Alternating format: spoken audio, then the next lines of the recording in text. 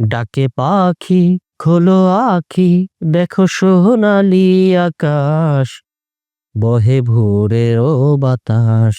ডাকে পাখি খোলো আঁখি দেখো সোনালি আকাশ বহে ভোরের ও বাতাস। হ্যাঁ, সোনালি আকাশ দেখতে যেমন সকালে উঠতে হবে এবং ভোরের বাতাসের আপনার স্নিগ্ধতা এটা পেতে গেলেও আপনাকে খুব সকালে উঠতে হবে। আপনি দিনের দুপুরবেলা কিংবা বিকালে কিংবা জীবনের শেষাংশে এসে যদি এই অবস্থাগুলো বা সোনালী সূর্য, ভোরের বাতাসের যেই স্নিগ্ধতা এটা নিতে চান, পারবেন না। ঠিক তদ্রূপ বিতর্ক এটা এমন একটা জিনিস, আপনি যদি শুরু থেকে এটা শুরু করে এবং যেখানেই সুযোগ পান জীবনের ১ম এই যেখানে ডাক পান সেখান থেকে যদি এটা শুরু করেন, তাহলে বিতর্কের যে সৌন্দর্য সেটাও আপনি নিতে পারবেন। আমরা কেন বিতর্ক নিয়ে কথা বলি? কেন আমরা এটাকে আন্দোলন মনে করি? কেন আমরা মনে করি প্রত্যেকটা মানুষ সমাজের বিতার্কিক হবে? কারণ সমাজের প্রত্যেকটা মানুষ যখন বিতার্কিক হবে, তখন সমাজটা সুন্দর হবে। এই বিতর্কের ডাক আপনি যেখানেই পাবেন, সেখানেই জড়িত হবেন। কেন হবেন দেখেন, এই বিতর্কটা শুধুমাত্র যে আপনাকে পৃথিবীতে নিয়ে যাবে, জাতীয় প্ল্যাটফর্মে দাঁড় করাবে, মানুষের সঙ্গে পরিচয় করবে, শুধু এটার মধ্যে সীমাবদ্ধ না। কিংবা আপনার শিক্ষা জীবন বা যতদিন পর্যন্ত এই বিতর্ক সংগঠনগুলোর সাথে থাকবেন, ততদিন পর্যন্ত আপনাকে এটার বেনিফিট দিবে, তা না। দেখেন, আপনি যখন একজন বিতার্কিক হবেন, সুষ্ঠুভাবে বিতর্কটা চর্চা করবেন, এটা আপনাকে প্রত্যেকটা জীবনের প্রত্যেকটা পদক্ষেপে স্টেপ আপনাকে সহযোগিতা করবে।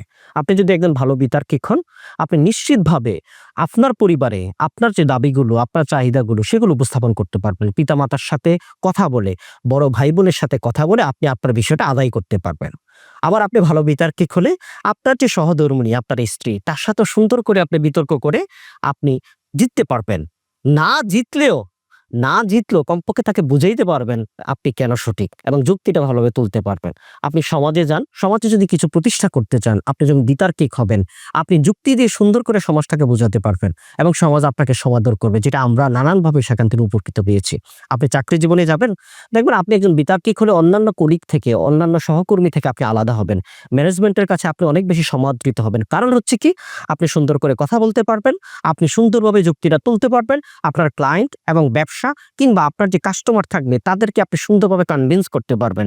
এগুলোর কারণে তারা আপনার প্রতি আকৃষ্ট হবে। আপনার ব্যবসা, আপনার চাকরি, আপনার কর্পোরেট লাইফ সবগুলোতে আপনার বিতর্কটা অনেকভাবে সহযোগিতা করবে।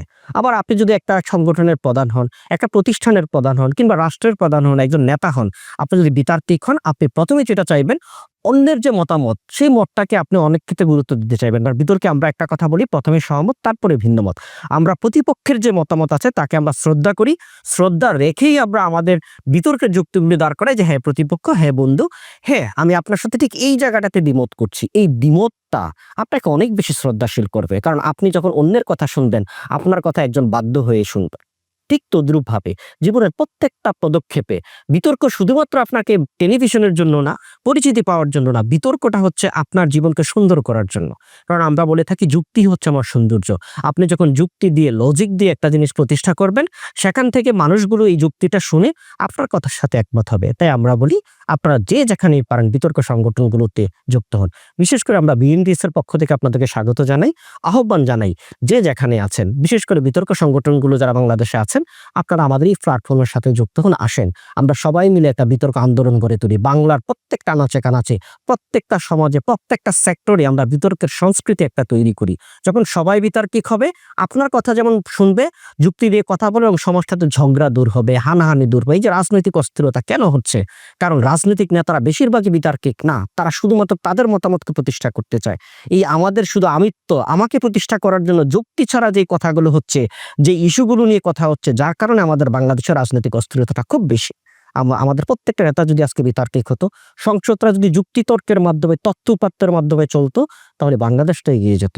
সবাইকে আহ্বান করছি, আপনারা সবাই বিতার্কিক হন। বিশেষ করে বিএনডিএস এর আমাদের যে লক্ষ্য উদ্দেশ্য, তা বিতর্ক আন্দোলন গড়ে তোলা, দেশব্যাপী বিতর্ক ছড়িয়ে দেওয়া। আনাচে কানাচে যে প্রতিষ্ঠানগুলো আছে যারা বিতর্কের ছোঁয়া পাচ্ছে না, সার্ভিসটা পাচ্ছে না, তাদেরকে আমরা সেই সার্ভিসটা দিতে চাই।